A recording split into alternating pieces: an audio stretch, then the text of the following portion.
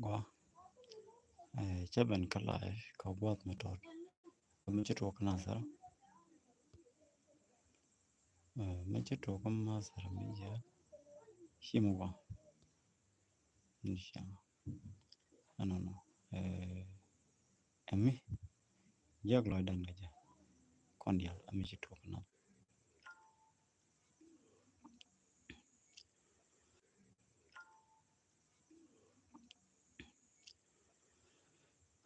meche to wala emi jak ajen gwas and noir anda shonkel kaja ko mejo yo yin tin jojo ta kwijana anano one day shira na gwijido shimare wala taran chare shimane kaya anano gat gan more nin kare nyet re jwaini ka kuiku bigad ko ibigare de yegujana mo gwa kaji chagwa ke benefit mbugad ko ibikane uriyam jag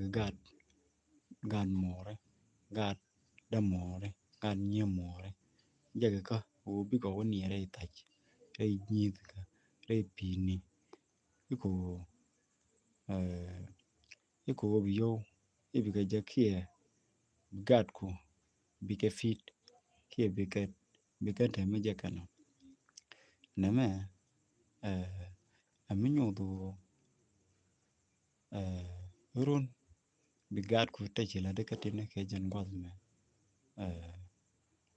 bika wiarun bika wana ital bom reinware kunda yere korean ke yere background yen anon yere korean ke yere background yen korun maka chole ken gan ngako yigen gan ngate kon neme mangad baka du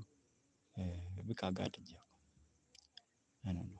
sengi jinele ne ka yota ki gor ni position gorana ko bodol jektan si position de mo gorba anon reason la gor ko position goro bi change bi jemek ki e bo idun bi jeger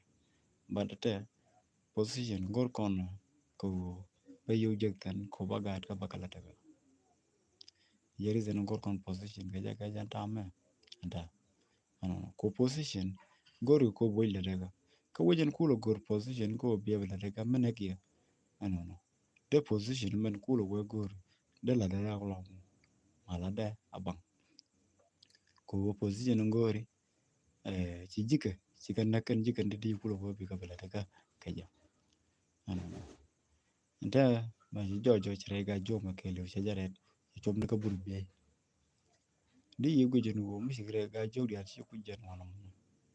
anga di kulo roja ci anga di chom widamo andi roi ci ga jodi at ci kjen lad jo gomo an gwa ti no la kwar lad tin ko tne to tikan wonam mitala na wonamo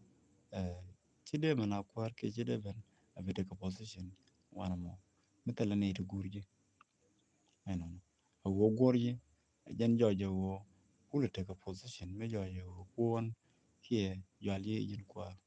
anon ko te ni to gurje an mitala ne to gurje chide joj jin kwar anon ame amede yen ngajin wo an kwar kana anon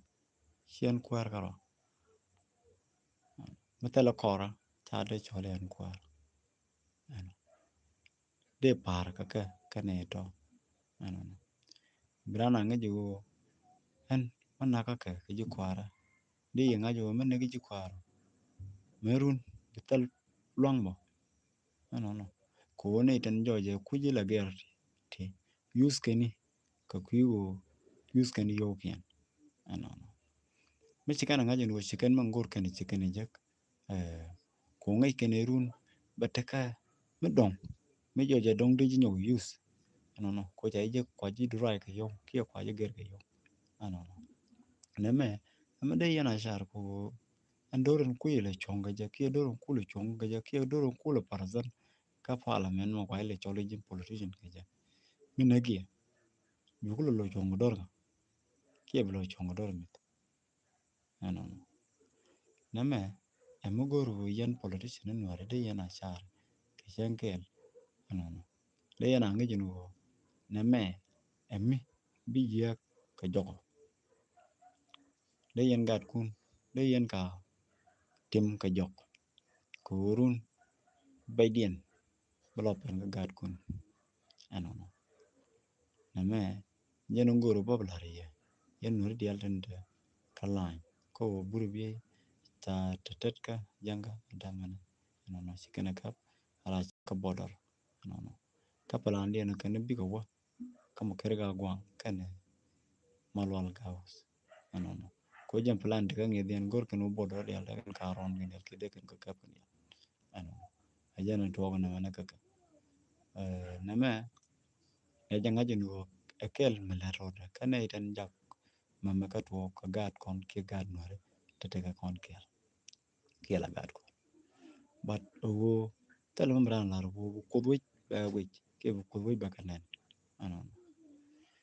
mi jira mi ni wa channel goro bi subscribe mi si jira mi wa channel goro bi share ko ba je kan ni ko ken ke ya temal